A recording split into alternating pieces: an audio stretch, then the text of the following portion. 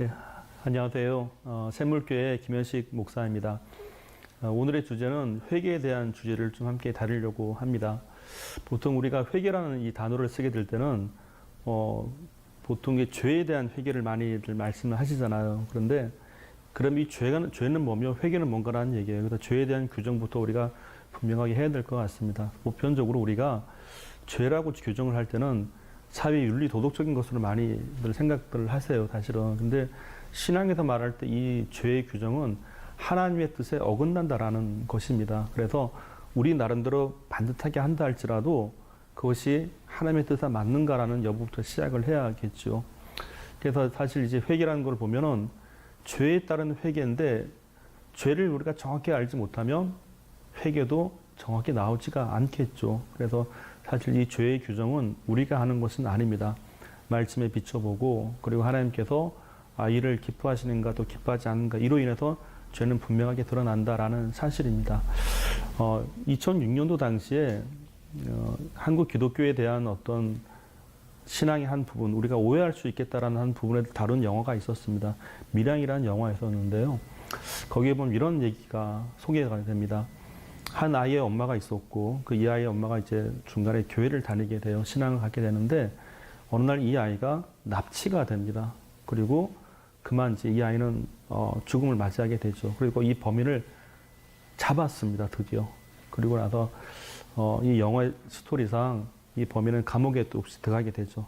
그런데 시간이 흐르고 나서 이 범인에게도 복음이 증거된다는 시도를 했었어요. 그러니까 예수님을 영접한다라는 그런 것이 됐는데 이 아이의 주인공, 이 아이의 엄마죠. 이 아이의 엄마가 교인분들의 설득을 통해서 용서해 주려고 감옥에 찾아가게 돼요. 그런데 감옥에 있던 그 살인범이죠. 살인범이 딱 마주치는 순간에 했던 얘기가 있습니다. 나는 이제 평안합니다. 그래요. 내가 죄를 고백했더니 정말 하나님께서 내 모든 죄를 다 용서해 주셨습니다. 라는 말을 합니다. 이 얘기를 듣고 이 주인공이 너무 괴로워하는 거예요. 그래서 그때 하는 말이 있습니다. 나는 용서한 적이 없는데 나는 용서한 적이 없는데 이렇게 해야죠. 어떤 거예요? 이런 부분에 대해서 우리가 죄를 회개한다라는 것은 하나님과 나와의 관계가 물론 있긴 있어야 돼요. 그런데 중요한 건 죄의 회개는 거기서 끝나는 것이 아니에요. 왜냐하면 나로 인하여 상대가 얼마나 힘들었는가를 알아가게 합니다. 사실은. 그래서 회개라는 것은 내 만족이 아니에요. 사실은. 하나 예를 들어 우리가 삭개오라는 인물을 하나 보겠습니다.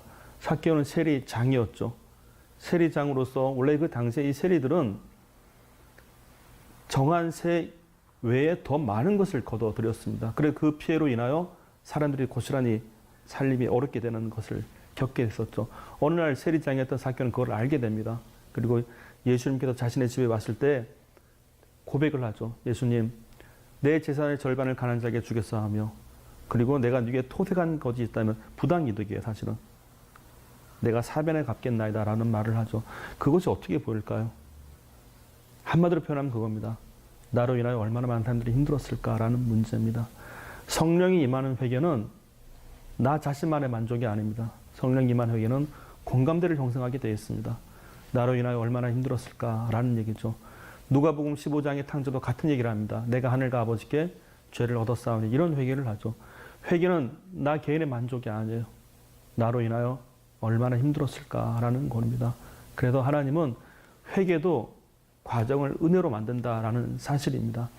회개는 결코 나 자신만의 만족이 아니라는 걸 우리가 기억해야 되는 겁니다. 그래서 하나님으로 인한 회개는 하나님께서 나도 살리지만 상대도 동시에 살린다는 거. 성령으로 임한 이러한 회개는 사실 우리 모두를 살리는 하나님의 큰 역사가 나타납니다. 예수를 믿고 회개를 한다는 이런 모든 과정에서 하나님의 역사는 우리가 함께 가는 것을 만들다라는 사실이죠. 예수님의 이름을 다른 말로 임마누엘이라고 우리가 고백합니다. 임마누엘은 하나님이 나와 함께라는 뜻이 아니에요. 하나님이 우리와 함께한다는 뜻인 겁니다. 성령은 이런 회개를 가르치고 이런 회개를 기뻐하신다라는 사실이죠. 오늘 우리가 본의 아니게 죄를 지을 수 있습니다. 그래서 더 중요한 것은 성령은 이 죄를 분명하게 알게 하시고 거기도 우리를 건져준다라는 사실이죠. 자칫 오해하기 쉬운 죄에 대한 개념, 용서에 대한 개념, 그리고 용서받았다는 이 개념에 대해서 성령으로 임한 이러한 회개는 우리 모두를 살린다는 것을 우리가 반드시 기억해야 한다라는 사실입니다. 주님의 도우심이 죄로부터 우리를 구원하는 그 역사 가운데 우리가 모두 다 함께 살아나는 그런 회개가 있게 되기를 주님의 이름으로 축원드립니다.